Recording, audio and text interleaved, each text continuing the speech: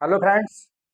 आज हम संख्या पद्धति हिंदी मीडियम प्रस्तावना करेंगे। तो सबसे पहले देखिए प्राकृतिक संख्याएं। प्राकृतिक संख्याएं जो एक से शुरू होकर अनंत तक जाती हैं। जो एक से शुरू होकर अनंत तक जाती है, प्राकृतिक संख्याओं के समूह को n द्वारा निरूपित किया जाता है। n equals to 1 2 3 4 5 6 7 8 9 10 up to अनंत अनंत तक जाती है। सबसे छोटी प्राकृतिक संख्या एक होती है और अंतिम कोई नहीं। ये क्वेश्चन बहुत पूछा जाता है कि सबसे छोटी प्राकृतिक संख्या कौन सी है, या अंतिम प्राकृतिक संख्या कौन सी है। अपूर्ण संख्याएं। यदि प्राकृतिक संख्याओं के समूह में शून्य को और सम्मिलित कर लें तो इन्हें पूर्ण संख्याएं कहते हैं। इन संख्याओं के समूह को W से प्रदर्शित किया जाता है। W पूर्ण संख्याएं 0 1 2 3 4 5 6 7 8 9 10 11 12 13 अप टू इंफिनिटी अनंत तक। सबसे छोटी पूर्ण संख्या शून्य होती है। सबसे छोटी पूर्ण संख्या क्या होती है? शून्य। ये रही आपकी सबसे छोटी पूर्ण संख्या, क्या है? शून्य। यदि सभी पूर्ण संख्याओं के समूह में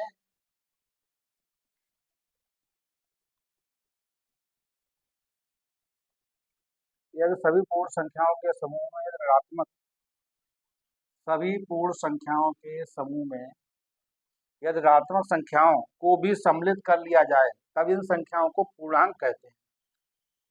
देखिए प्राकृतिक संख्याएं 1 से शुरू हो रही थी, अनंत तक जा रही हैं, उनमें शून्य को सम्मिलित कर लिया तो पूर्ण संख्याएं हो गई। और पूर्ण संख्याओं में अगर ऋणात्मक संख्याओं को भी सम्मिलित कर लें तो इन्हें पूर्णांक कहते हैं। पूर्णांक। ये देखिए यहाँ से यहाँ तक ये इतनी क्या है, ये प्राकृतिक संख्याएं। शून्य को भी सम्मिलित कर लिया तो ये पूर्ण संख्याएं, और इनको भी अगर सम्मिलित कर लिया तो ये पूर्णांक हो गए। क्या हो गई? ये पूर्णांक। इधर देखिए माइनस का इन्फिनिटी, उधर प्लस का इन्फिनिटी। तो ये प्लस का इन्फिनिटी है, बीच में क्या आता है? जीरो। इधर पॉजिटिव और इधर निगेटिव। जीरो ना तो धनात्मक है और ना ही ऋणात्मक संख्या है। जैसे समझ लीजिए प्राकृतिक संख्या एक से शुरू होते हैं, इन्हें n से प्रदर्शित करते हैं। अगर इनमें प्राकृतिक संख्याओं में शून्य को भी सम्मिलित कर लिया जाए, शून्य को भी सम्मिलित कर लें तो ये पूर्ण संख्याएं हो जाती हैं। W से प्रदर्शित करते हैं। सबसे छोटी पूर्ण संख्या क्या होती है? शून्य। पूर्णांक। सभी पूर्ण संख्याओं के समूह में यदि ऋणात्मक संख्याओं को भी सम्मिलित कर लिया जाए तो इन्हें क्या कहते हैं? पूर्णांक कहते हैं। देखिए जीरो ना तो धनात्मक है और ना ऋणात्मक। इधर वाली साइड में क्या है? धनात्मक संख्या, इधर को ऋणात्मक। जीरो ना तो धनात्मक संख्या है और रही ना ही ऋणात्मक। ठीक है, इसे धनात्मक या ऋणात्मक नहीं कह सकते हैं, बीच में आता है, इधर ऋणात्मक उधर धनात्मक। नोट कर लीजिए। अब देखिए परिमेय संख्याएं। वे संख्याएं जिन संख्याओं को P अपान Q के रूप में निरूपित किया जा सके। Q 0 के बराबर नहीं होता है। P और Q पूर्णांक होते हैं, परिमेय संख्याएं कहलाती हैं।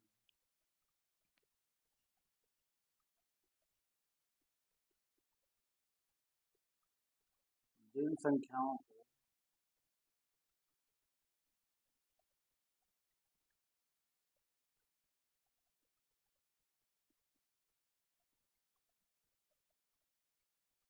P बटा Q के रूप में लिखा जा सके,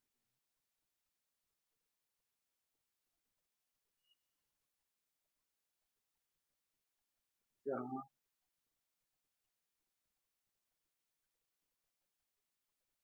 Q 0 के बराबर नहीं। P कामा Q पूर्णांक।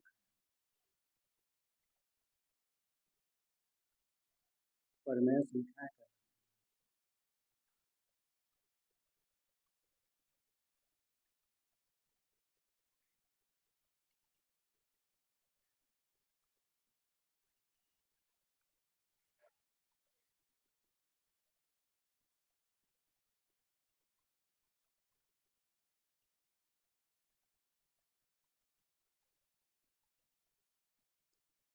उदाहरण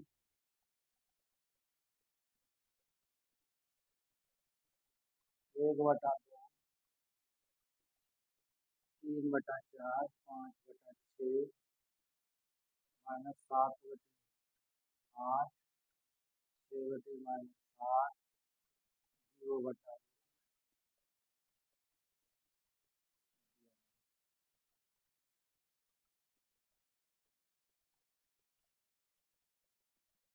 इन्हें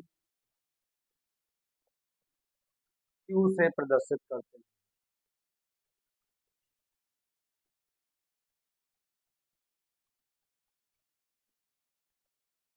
ये क्यू से प्रदर्शित किया जाता है।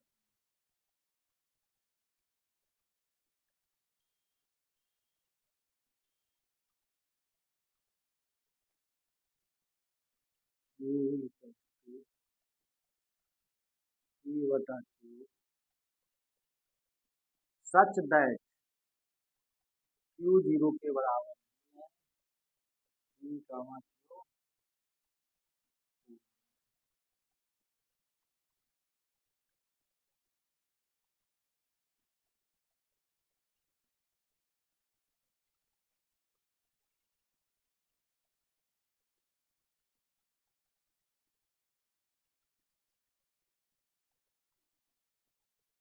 सभी प्राकृतिक संख्याएं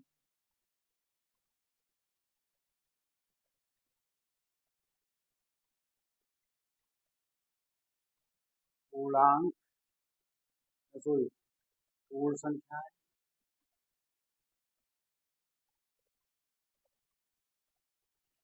परिमेय संख्याएं कहलाती हैं।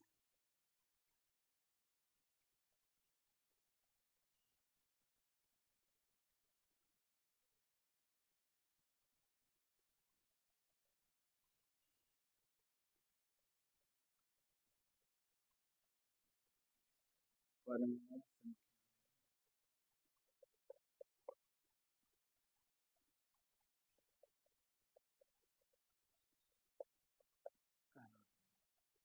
देखिए, जिन संख्याओं को P/Q के रूप में निरूपित किया जा सके या के रूप में लिखा जा सके, जहां Q 0 के बराबर नहीं है, Q, P, Q पूर्णांक है, परिमेय संख्याएं कहलाती हैं। उदाहरण 1/2, 3/4, 5/6, -7/8, 6/-7, 0/1 इत्यादि। कोई भी संख्या ले लो, जैसे सपोज कीजिए हमने 8 ले ली, ये परिमेय संख्या है।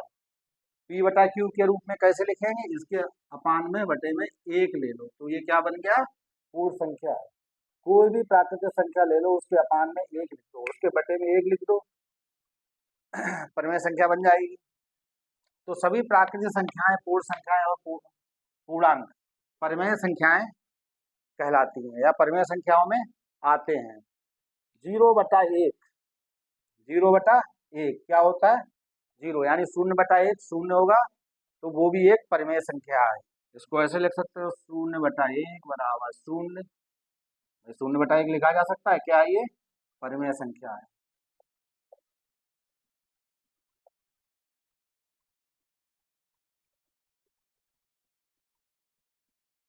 ये बहुत पूछा जाता है, शून्य परिमेय संख्या है या नहीं। ठीक है, इसको अच्छे से याद करिए।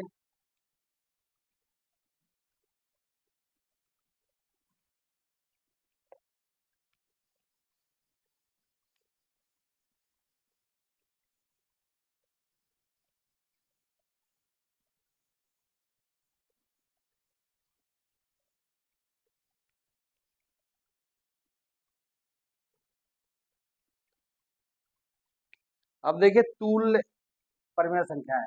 तुल्य परिमेय संख्या है।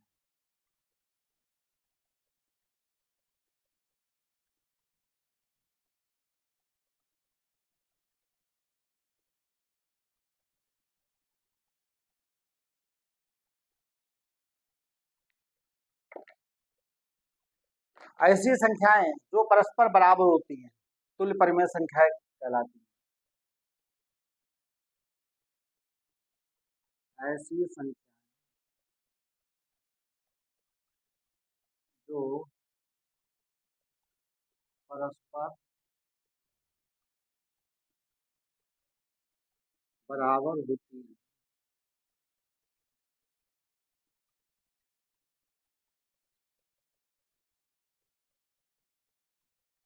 तुल्य परिमेय संख्या।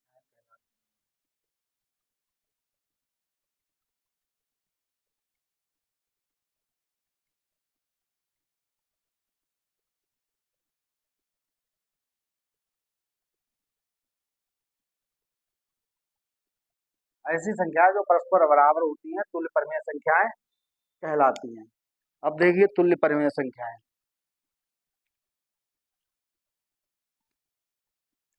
पहले देखिए कैसे बनाते हैं।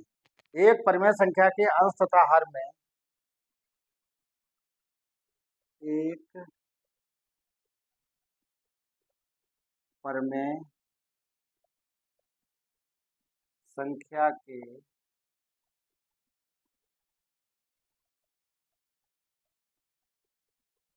अंश तथा हर में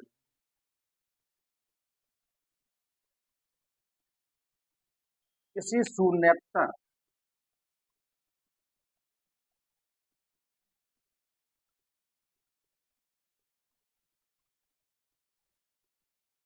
अब ये शून्यतर बहुत से बच्चों को समझ नहीं आ रहा होगा। शून्यतर क्या होता है? शून्य के अलावा। क्या मतलब हुआ इसका? शून्य के अलावा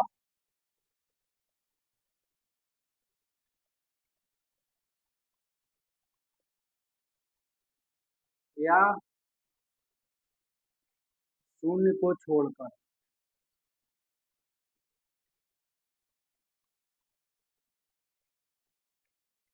तो किसी शून्योत्तर संख्या से गुणा करने पर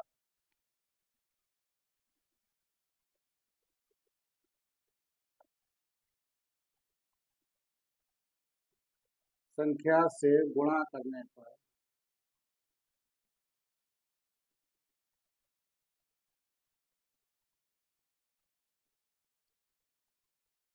तुल्य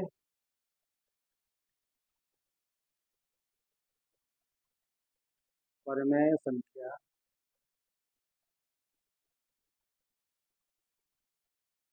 प्राप्त होती है।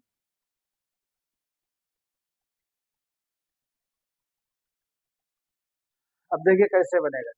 देखो 1/2 है, इसमें हम मल्टीप्लाई किससे कर दें? 2 से कर दें तो कितना हो जाएगा? 2/4। 3 से कर दे तो 3/6। 5 से कर दो तो 5/10। 6 से कर दो तो कितनी हो जाएगी? 6/12। 6 कम 6, 6 दूनी 12।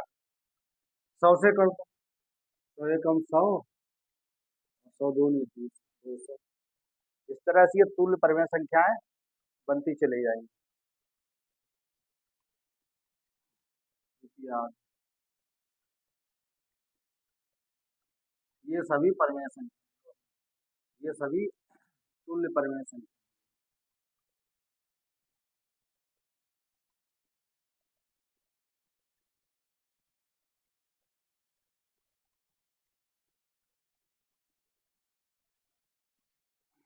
उम्मीद है आप लोग समझ गए होंगे।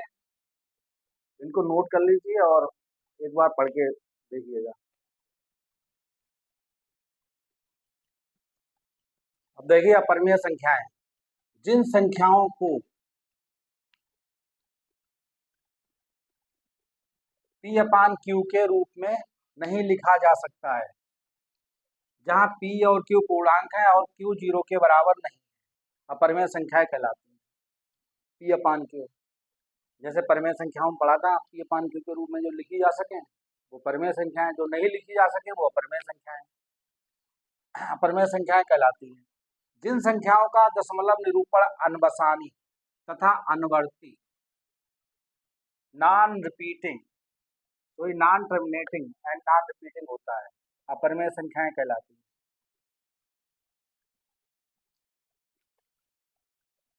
उदाहरण √2 √3 √5 √7 पाई 0.2002002002 डॉट डॉट डॉट आगे चलता रहेगा। ये पाई का नोट कर लीजिएगा, इसको बहुत पूछा जाता है कि ये परिमेय है या अपरिमेय संख्या है। नोट, किन्हीं दो अपरिमेय संख्याओं के योगफल, अंतर, गुणनफल तथा भागफल का अपरिमेय होना आवश्यक नहीं है। अपरिमेय संख्याओं √2 और -√2 का योगफल 0 है, जो कि एक परिमेय संख्या है। अगर इसी तरह 2 और √2 दोनों अपरिमेय, इनका गुणनफल करो कितना आएगा 2, जो कि एक परिमेय संख्या है। इनका भागफल देखिए √2/2 +2 बनाएगा, जो कि एक परिमेय संख्या है। ये दोनों कैसी है, ये 2 कैसी है, ये परिमेय है। ये कैसी है, ये परिमेय। ये दोनों परिमेय।